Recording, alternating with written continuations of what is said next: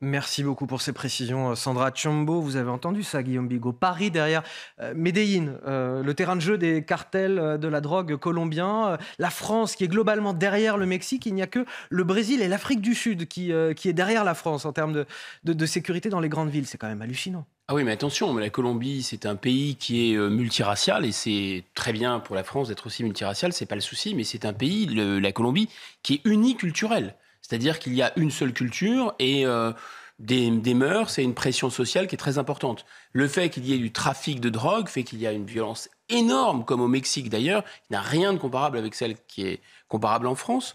Mais par contre, ce qui est intéressant là, c'est qu'on prend la classe dirigeante au piège de son argument sociologique fallacieux du sentiment. Exact. Oh, mais c'est pas grave, il n'y a pas beaucoup de faits. Mais ce n'est qu'un sentiment. Vous savez, le froid mesuré par le thermomètre et le froid ressenti. Eh bien, chiche alors, on n'a qu'à prendre le sentiment. Et quand on prend le sentiment, on voit les choses apparaître. Parce que dans des pays où il y a des gens qui tombent sous les rafales de mitrailleuses des trafiquants de drogue, ce sont des pays, si vous n'êtes pas mêlé au trafic de drogue, vous pouvez éventuellement prendre une balle perdue, mais les habitants ne sont pas occupés par une population agressive. Il n'y a pas des punks à chiens complètement fous qui cassent les pieds des touristes. Il y a des zones qui sont... Donc le sentiment, pour le coup, eh bien, il est très négatif. Deuxième commentaire très simple, c'est que le tourisme, c'est une de nos forces. Exactement comme l'était la santé hier, meilleur de système de santé. Et pour du combien de monde. temps encore, c'est une force? Voilà, vous avez compris. Deuxièmement, les mathématiques. On était champions du monde avec la Russie il y a quelques années et le Japon. On est tombé. Le nucléaire, champion du monde. Voilà. Le tourisme aujourd'hui, c'est encore une des forces de la France. Pour combien de temps? Avec ce sentiment d'insécurité, ça va être sans appel. Si les gens se sentent en insécurité chez nous, c'est insupportable. Donc on voit bien d'ailleurs la ville de Nantes qui ressort et qui est littéralement tombée.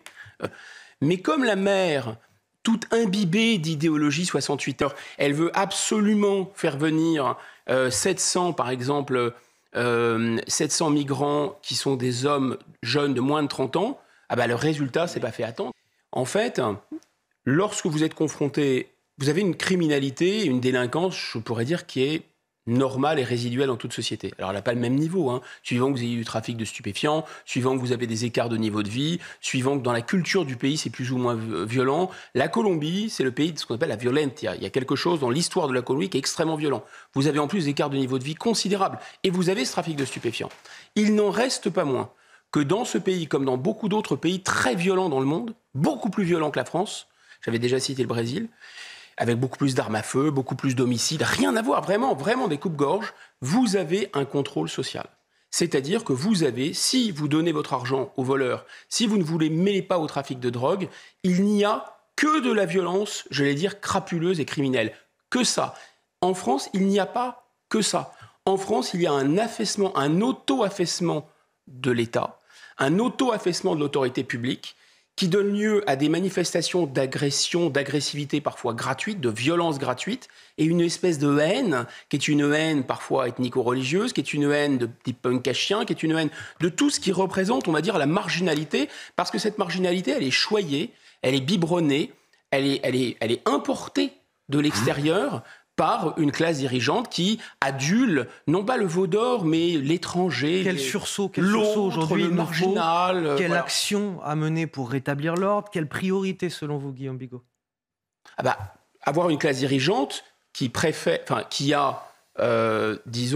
qui cesse d'avoir une préférence pour le marginal au nom d'un humanitarisme absolument dévoyé, parce qu'en réalité, la préférence pour le marginal, le faible, le misérable, le migrant, le mineur non accompagné, le punk à chien, le craqueux, ça a comme conséquence que des femmes, des enfants, donc des gens vulnérables sont battus, attaqués, menacés. C'est ça la vérité. C'est que l'enfer est pavé de bonnes intentions, donc il faut sortir, il faut vraiment trouver des dirigeants qui n'ont plus cette mentalité, qui ne vivent plus en 1968. Bigot, le mot de la fin sur Je cette ne voudrais pas thématique. esquiver cette réponse, enfin la réponse à la question que faire, parce que c'est la plus importante en fait. Arrêter de se désoler tout le temps et de laisser penser comme le répètent en permanence les perroquets bien pensants, c'est-à-dire que « Oh oui, mais ça, c'est des effets de manche sur des plateaux de télévision, en fait, c'est beaucoup plus compliqué que ça. » Non, pas du tout. Adapter la politique pénale au niveau de violence, c'est ce que les États-Unis ont fait dans les années 80-90, ça a très bien fonctionné. Donc effectivement, il y a modifié la politique pénale. Ça veut dire construire des prisons et élever les peines. Deuxièmement, contrôler des frontières.